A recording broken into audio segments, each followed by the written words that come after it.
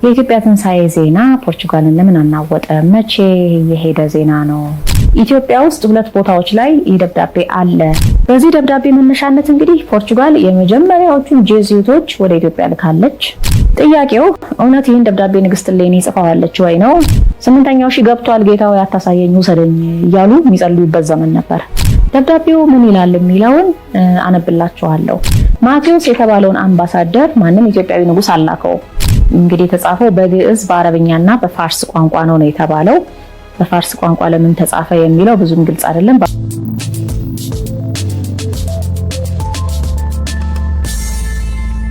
ፖርቹጋልን ያናወጠው የኢትዮጵያ ትንሣኤ ዜና የሚል ነው። የኢትዮጵያ ትንሣኤ ዜና ፖርቹጋልን ለምን አናወጠ? መቼ የሄደ ዜና ነው? መቼ ሰሙት? እንዴት ሰሙት? የሚለውን ነገር እናያለን። አስገራሚ ነገሮችን እንዳስስበታለን። ፖርቹጋልን ያናወጣት የኢትዮጵያ ትንሣኤ ዜና ነገሩ የሆነው በ16ኛው መቶ ክፍለ ዘመን ነው። ከ500 ዓመት በፊት ገደማ ማለት ነው። እንግዲህ ፖርቹጋልን አንድ ወሬ ናጣት፣ በተለይም ሊዝበን ከተማ ላይ ማለት ነው። ያ ወሬ ምንድነው? ከቄሱ ዮሐንስ ሀገር ወይንም ፕሬስተር ጃንስ ላንድ አንድ መልእክተኛ መጥቷል። ማቴዎስ የሚባል አርመናዊ አምባሳደር ነው። አምባሳደርነቱ ለኢትዮጵያው ንጉስ ለፕሬስተር ጃን ሲሆን በአሁን ሰዓት ያለው የኢትዮጵያው ንጉስ በእድሜው ሕፃን ስለሆነ በትረ መንግስቱን ገና ለመረከብ ስላልደረሰ የሱ ሞግዚት ሆና ሀገሪቱን ታስተዳድር የነበረችው በዛ ሰዓት ከእቴጌ እሌኒ ወይም ንግስት እሌኒ የተላከ ደብዳቤ ይዞ ፖርቹጋል መጥቷል። ለፖርቹጋሉ ንጉስ ለማኑኤል ወይንም ኢማኑኤል። ከዚያም መልእክት ጋር አብሮ የጌታን መስቀል ጌታችን መድኃኒታችን ኢየሱስ ክርስቶስ የተሰቀለበትን መስቀል ሽራፊ ወይንም ቁራጭ ስጦታ ይዞ መጥቷል የሚል ዜና ነበረ። በአውሮፓ የሃይማኖት ሰዎች፣ ቤተመንግስት የፖለቲካ ሰዎች፣ የኪነ ጥበብ ሰዎችም ጭምር ዘንድ በሰፊው ደርሶ ዜናው የተስተጋባው ማለት ነው። አርመናዊው ማቴዎስ እንግዲህ አምባሳደርነቱ ለንግስት እሌኒ ሆኖ ማለት ነው። እንግዲህ 3 ዓመት የፈጀ ጉዞ ነው ያደረገው ተብሎ ነው እንግዲህ ብዙ በታሪክ መጽሐፍት ላይ የተጻፈው።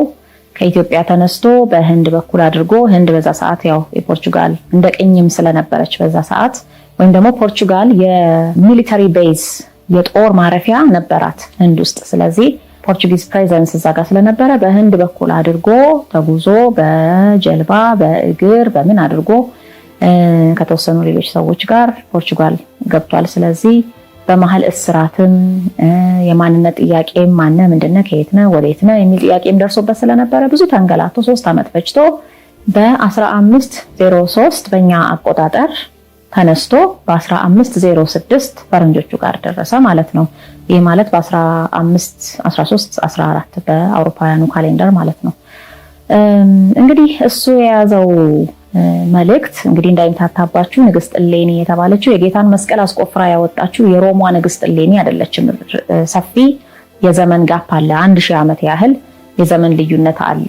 በመስቀሉን አስቆፍራ ያወጣችው መስከረም 17 የምናስባት ንግስት እሌኒና እቺኛዋ እቴጌ እሌኒ እቴጌ እሌኒ በአጼ ናኦድና በአጼ ልብነ ድንግል ጊዜ የመንግስቱን የኢትዮጵያን አስተዳደር የክርስቲያናዊውን መንግስት በበላይነት ትመራ የነበረች ሴት ናት። ረጅም ዘመን ኖራለች። የአጼ ዘርዓ ያዕቆብ ሚስት ከሚስቶቹ መካከል አንዷ ይሏታል። እንግዲህ ሚስቶች አልነበሩትም አጼ ዘርዓ ያዕቆብ እንደኔ ጥናት። ይህንን ደብዳቤ እቴጌ እሌኒ ከራሷ ሐሳብ አፍልቃ በራሷ ፍላጎት የጻፈችው ተደርጎ ነው በታሪክ ውስጥ በአውሮፓውያኑም በኢትዮጵያውያኑም ዘንድ የሚጻፈው።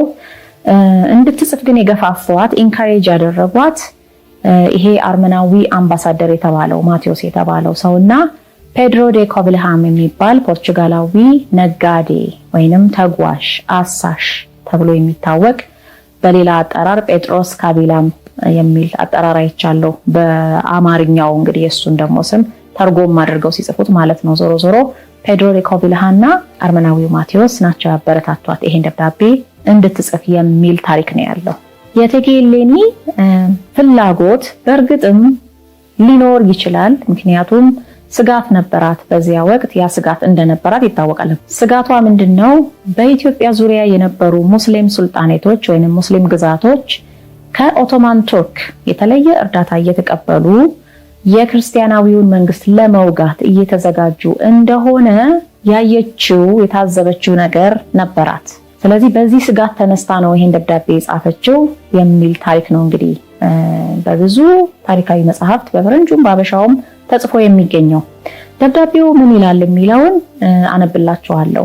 ኢትዮጵያ ውስጥ 2 ቦታዎች ላይ ይህ ደብዳቤ አለ የሚል መረጃ ዲያቆን ዳንኤል ክብረት ከጻፈው ከእቴጌ እሌኒ እስከ ቅድስት ወለተ ጴጥሮስ የሚል መጽሐፍ ላይ አግኝቻለሁ።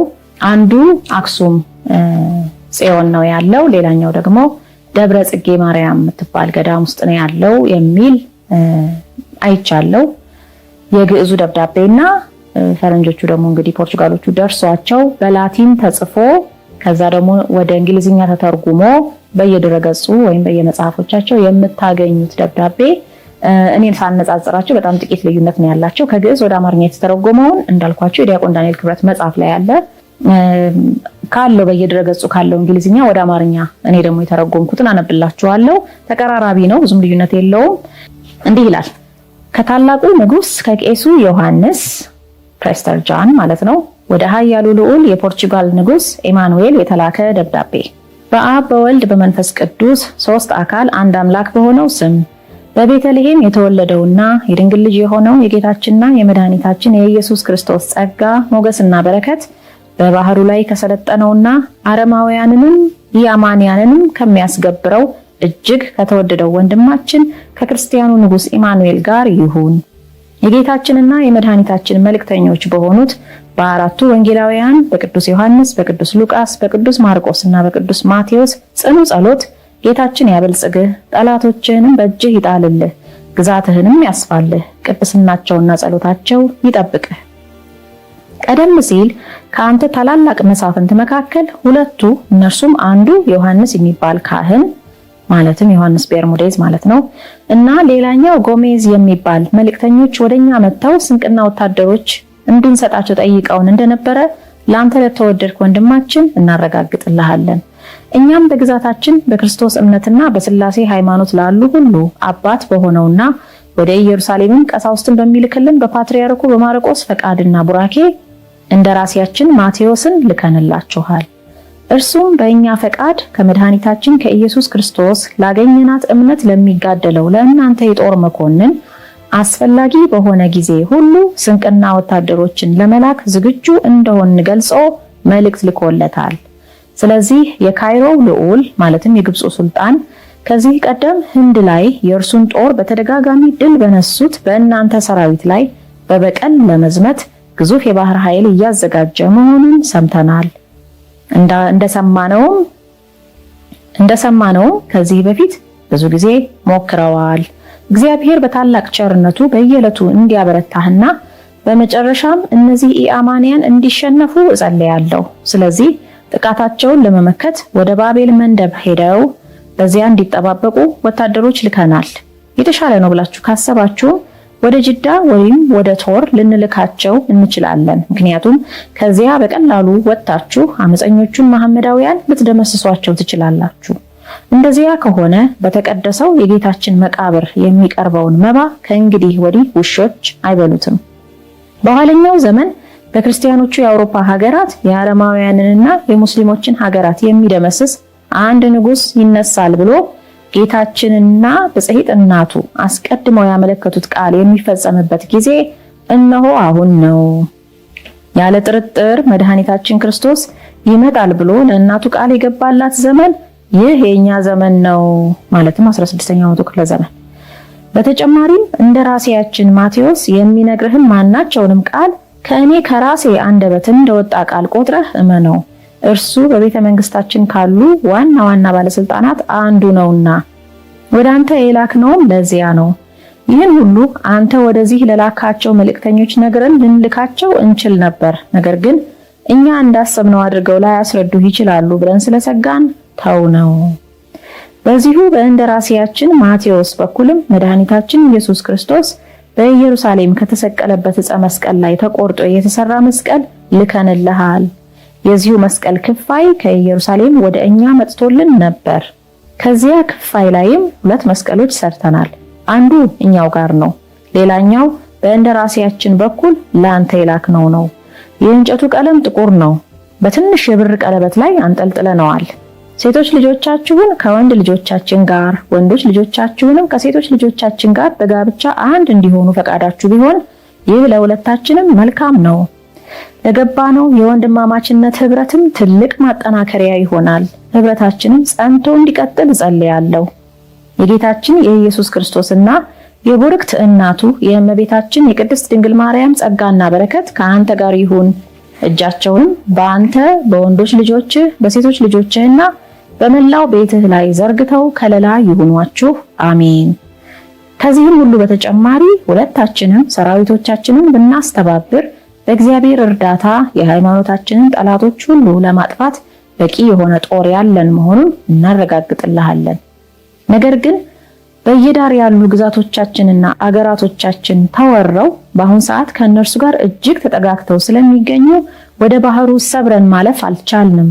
የባህር ኃይልም የለንም። ነገር ግን እግዚአብሔር የተመሰገነ ይሁንና እናንተ እጅግ ኃያል የባህር ኃይል አላችሁ።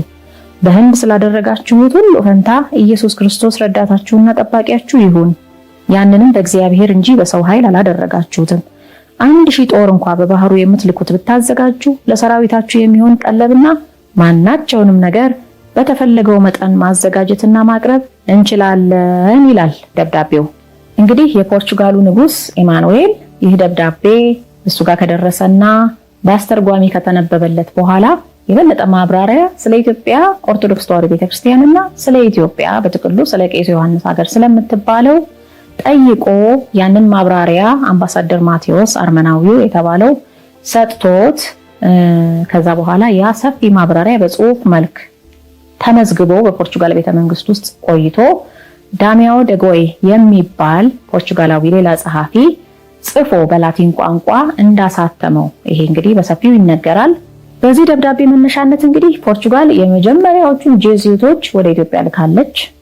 በቱርክና በኢትዮጵያ መሃል ባለው ጉዳይ ላይ ጣልቃ መግባትና ወደምትፈልገው መንገድ እንዲሄድላት ለመሞከር በዚያ ሂደት ውስጥ ኢንታንግልድ ብትሆንም ገብታ የሆነ የተሳሰረ ነገር ውስጥ ብትገባም ጣልቃ ለመግባት ግን በሩን የከፈተችበት ደብዳቤ ይሄ ነው።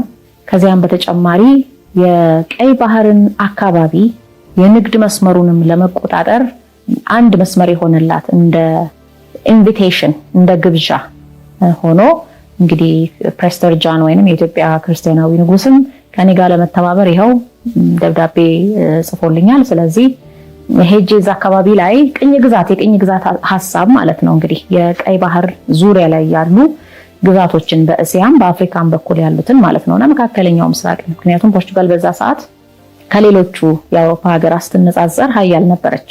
ስለዚህ እንደዚህ አይነት ፕሮጀክቶችን ልትነድፍ ትችላለች በዚህ ደብዳቤ መነሻነት ማለት ነው። ዋናው ግን እኛ ብዙ ጊዜ የማንሰማው ፊፍዝ ኤምፓየር ብላ የላቲኖን ዓለም ማለትም በምዕራቡ የዓለማችን ክፍል በተለይ በደቡብ አሜሪካ እንደምናውቀው ማለት ነው፣ በአፍሪካም የተለያዩ ቦታዎችና በእስያም ህንድን ጨምሮ የራሷን በአውሮፓ ቦታ ላይ ብቻ ያልተገደበ በዛች ፖርቹጋል ተብላ በተሰመረች ክልል ውስጥ ብቻ ያልተገደበ ከሮም ካቶሊክ ፖፕ ጋር በመተባበር ልታሰፋው ያሰበችው አንድ ራሱን የቻለ ዓለም የሂስፓኒክ ህዝቦች እና የላቲኖ ቋንቋ ተናጋሪ ካቶሊካዊ ዓለም ነበረና ለዛ እንደ ጃስቲፊኬሽን ለመጠቀም የፈለገችው አንዱ ትልቁ ነጥብ እዚህ ደብዳቤ ውስጥ አለ የተባለውን ነገር ነው። እንግዲህ ፕሬስተር ጃን አፕሩቭ የሚያደርጋት መንግስት እንደሆነች ራሷን ለአውሮፓውያን ነገስታት ለማሳየት ማለት ነው ፖርቹጋል። ጥያቄው እውነት ይህን ደብዳቤ ንግስት እሌኒ ጽፋዋለች ወይ ነው? መልሱ አልጻፈችውም ነው። ካልጻፈችው ታዲያ ማን ጻፈው ወደሚለው እንምጣ። እንግዲህ ምናልባት ይህን ደብዳቤ ወይም ደግሞ የሆነ ደብዳቤ ንግስት እሌኒም ትሁን አፄ ልብነ ድንግል ጽፈው ከሆነ በዚህ መልክ እንደማይጽፉት 3 ነገሮችን አይተን እርግጠኛ መሆን እንችላለን። አንደኛ በአውሮፓ ይወለዳል ሊነሳል የተባለው ንጉስ አንተ ነህ። ኢየሱስ ክርስቶስና እናቱ ቅድስት ድንግል ማርያም የተነበዩት ጊዜ ይህ ዘመን ነው። ስለዚህ ተነስ፣ በርታ፣ ተዋጋ፣ እኛ ስንቅ እናቀብላለን ብለው በ15ኛውና 16ኛው መቶ ክፍለ ዘመን የነበሩ ኢትዮጵያውያን ነገስታት የሚጠባበቁት ምንም አይነት ትንቢት አልነበረም። የሚገርመው ይህ ትንቢት ደግሞ የትኛው ትንቢት ነው ተብሎ ተጠቅሷል መሰላችሁ? በሌላ ደብዳቤ ላይ ከ10 ዓመት በኋላ ደግሞ ፕሬስተር ጃን ራሱ ማለትም አጼ ልብነ ድንግል እነሱ አጼ ዳዊት ብለው የሚጠሩት የንግስና ስሙ ነው አጼ ዳዊት። ፕሬስተር ጃን ራሱ አሁን ከፍ ስላለ በሀያዎቹ እድሜዎች ውስጥ ስለገባ ራሱ የጻፈው ደብዳቤ ይኸው ብለው ደግሞ አብረው ከዚሁ ጋር ሰርኩሌት የሚያደርጉትና ያሳትሙት የነበረ ደብዳቤም ደግሞ አለ። እዛ ደብዳቤ ላይ ምን ይላል መሰላችሁ? ንጉስ ኢማኑኤል ሆይ ይህ ትንቢት በገድለ ቅዱስ ቪክጦርና በራእየ ሲኖዳ ውስጥ ተጽፏል። እነሱ ማን ይሉታል? ሴንት ቪክተር ወይንም ሴንት ቪካቶር እና ሴንት ሲኖዳ ዘ ሄርሚት ይሏቸዋል ማለት ነው። በእነዚህ ሁለቱ ቅዱሳን ገድልና ራእይ ውስጥ እንደተጻፈው ይነሳል የተባልከው ንጉስ አንተ ነህ፣ ይመጣል የተባለው ንጉስ አንተ ነህ። ያ ጊዜ አሁን ነው። ከኢትዮጵያ ንጉስ ጋር ተባብሮ ኢየሩሳሌምን ከወረሯት ኦቶማን ቱርኮች ኢየሩሳሌምን ነፃ አውጥቶ ወግቶ መካ ሄዶ ጅዳ ሄዶ በዚህ ወጥቶ በዚህ ወርዶ ወግቶ ኢየሩሳሌምን ነፃ ያወጣታል፣ ሚድል ኢስትን ጠቅላላ ነፃ ያወጣታል የተባልከው ንጉስ አንተ ነህ። በርታ፣ በስንቅ እንረዳሃለን፣ በወታደር እንረዳሃለን፣ በማንኛውም መንገድ በጸሎትም እንረዳሃለን። ይሄንን ሊሉ የሚችሉበት ምንም አይነት አግባብ የለም። አንዱ ማረጋገጫችን እንግዲህ እንዲህ የሚባል ትንቢት ሚስሪፕሬዘንትድ የሆነ ትንቢትን ይዘው እነ ንግስት እሌኒ ደብዳቤ ሊጽፉ የሚችሉበት ምንም ምክንያት ስለሌላቸው ነው። ከአውሮፓ የሚነሳ ንጉስ አይደለም። እንደውም በዛ ሰዓት 8ኛው ሺህ ገብቷል ጌታው ያታሳየኝ ውሰደኝ እያሉ የሚጸልዩበት ዘመን ነበር ብለው የሚጸልዩበት። እንደውም አጼ ናዖድ 8ኛው ሺህ ሊገባ ጥቂት ሲቀር ማለትም 1500 ሊሆን ሲል ከዛ ቀደም ብሎ ጸሎት አድርጎ ፈልጎ እሱ ራሱ ጌታው ውሰደኝ 8ኛው ሺህ ከእህሉም አታብላኝ ከዘመኑ አታደርሰኝ፣ በዛ ዘመን የበቀለውን እህል በዛ ዘመን የመነጨውን ውሃ መጠጣትም አልፈልግም መብላትም አልፈልግም፣ በቃ ውሰደኝ በሚል ጸሎት እንዳረፉ ይነገርላቸዋል አጼ ናዖድና። ሁለተኛው የዚህ ደብዳቤ ሐሰትነት ማስረጃችን ምንድነው? ማቴዎስ የተባለውን አምባሳደር ማንም ኢትዮጵያዊ ንጉስ አላከው። እንደውም አርመናዊው ማቴዎስ እንዳልኳችሁ እንግዲህ ያው በዚህ መጽሐፍ ውስጥ ጄሱይቶች የሚጽፉት መረጃ በሙሉ እንደ እውነት ተቆጥሮ ብዙ የተጻፈበት መጽሐፍ ነው። ነገር ግን ትንሽ ደግሞ አየት ቢደረግ በጣም ብዙ ማስረጃዎች አሉ። the age of imposters ነበር የሚባለው የሬኔሳንሱ ዘመን፣ የህዳሴው ዘመን፣ የአውሮፓ ህዳሴ ዘመን የብዙ አስመሳዮች ዘመን ነው። ስማቸውን በትክክል ያልተናገሩ ማን መሆናቸው ግልጽ ያልሆነ ነገር ግን አሳሾች ነን እያሉ እዚህም እዛም አንዴ በነጋዴ አንዴ በጎብኚ አንዴ በትራቨለር በጸሐፊ በምናምን ስም እያስመሰሉ በአምባሳደር ስም ደግሞ በተለይ እያስመሰሉ የሚሰልሉ ሰላዮች፣ አንዳንዶቹ በጣም ዲሞኒክ አክቲቪቲ በጣም ሰይጣናዊ ስራን ይሰሩ የነበሩ ጠንቋዮች ጭምር ይንቀሳቀሱ የነበረበት እኔ ከዚህ ሀገር ነው የመጣሁት እኔ ከሌ አምባሳደር ነኝ እያሉ ይንቀሳቀሱ የነበረበት ዘመን ነው። ያንን ደግሞ የሚያሰማሯቸው አውሮፓውያን ነገስታትና ባለጸጎች ሆን ብለው ስፖንሰር እያደረጉ ያሰማሯቸው የነበሩት እነሱ ናቸውና አምባሳደር ማቴዎስ ከነሱ መሃል አንዱ ነው። ይሄንን the age of imposters በሚባለው ዘመን ውስጥ የኖረ ሰው ለመሆኑና እሱ እንደሚለው ሲጀምር አርመናዊም እንዳልሆነ ሲቀጥል ክርስቲያንም እንዳልነበረ ይልቅዬ ከሰሜን አፍሪካ ወይ ከግብጽ አሊያም ከቱርክ የመጣ ሙስሊም እንደሆነ እንዲሁም ደግሞ ለፖርቹጋል መንግስት የሚሰራ ሰላይ እንደሆነ በተጨማሪም ጠንቋይ እንደሆነ እናም ይሄ የማይፈለግ የወንድ ለወንድ አይነትም ባህሪ እንደነበረበት ይሄ ሁሉ ነገር በብዙ መጽሐፍት ላይ ተጽፏል። ስለገረመኝ እንግዲህ አሁንም ደግሜ ልጥቀሰው እዚህ ውስጥ ግን አርመናዊው አምባሳደር ማቴዎስ ይሄ እንግዲህ በአውሮፓ ይነግሳል የተባለው ንጉስ አንተ ነህ የሚል ደብዳቤ ይዞ ከእቴጌ እሌኒ የተባለው አምባሳደር ማቴዎስ እውነተኛ ሰው እንደሆነና ያንን መልእክትም በጣም ብዙ ፈተናዎችን አልፎ በትጋትና በጽናት ታማኝ ሆኖ ደብዳቤውን ጠብቆ ሊዝበን መድረስ የቻለ አስገራሚ ሰው እንደሆነ ተደርጎ ተጽፎለታል። ሰውየው ግን he was an imposter፣ ነገር ግን ጎበዝ ኢምፖስተር ነው ብለውታል ፖርቹጋላውያን። ለምን? ለፖርቹጋል መንግስት ጥሩ ስራ ሰርቷል። ለኢትዮጵያ መንግስት አይደለም ያሉት፣ ለፖርቹጋል መንግስት ጥሩ ስራ ሰርቷል። whoever he is ማንም ይሁን ማን ሰውየው ስራውን የሚፈለገውን ግን ሰርቶልናል ብለው አፕሩቭ የሚያደርጉት ሰው ነው። እንደኔ እምነት ይሄንን ደብዳቤ የጻፈው ፔድሮ ዴ ኮቪልሃም የሚባለውና ኢትዮጵያ ውስጥ የነበረው የእቴጌ እሌኒ አማካሪ አድርጎ ራሱን በራሱ የሾመው ፖርቹጋላዊ ነው። ይህ ሰው ነጋዴ ነኝ ብሎ ነው የመጣው ወደ ኢትዮጵያ። ነገር ግን ሰላይ ነበረ፣ አላማም ነበረው። ከሱ ፐርስፔክቲቭ የተጻፉ ጽሁፎች እንደሚያሳዩት በጣም ሰፊ የሆነ አላማ ያለው እንጂ እንዲሁ በአጋጣሚ የመጣ ምስኪን ነጋዴ አልነበረም። ንግስት እሌኒ ይህንን ደብዳቤ ስትጽፍ እንግዲህ የተጻፈው በግዕዝ በአረብኛና በፋርስ ቋንቋ ነው የተባለው። በፋርስ ቋንቋ ለምን ተጻፈ የሚለው ብዙም ግልጽ አይደለም። በአረብኛ እሺ ሙስሊም ሱልጣኔቶች መሃል ስለሚያልፍ ሊሆን ይችላል። በግዕዝ የኢትዮጵያ ቋንቋ ስለሆነ ይችላል። ዞሮ ዞሮ ግን በእነዚህ ቋንቋዎች ሄደ። ብቻ ግን እንዴት ነው ተብሎ ጥያቄ ይነሳል ብዙ ጊዜ። የሚገርማችሁ እነኚህን ሶስቱን ቋንቋዎች ፔድሮ ኮቤልሃም አቀላጥፎ ይናገራቸዋል። ስለዚህ በሶስቱም ቋንቋ ይህን ደብዳቤ ሊጽፍ የሚችል ሰው እሱ ቢሆን ነው እንጂ ሌላ ሰው አይደለም ማለት ነው።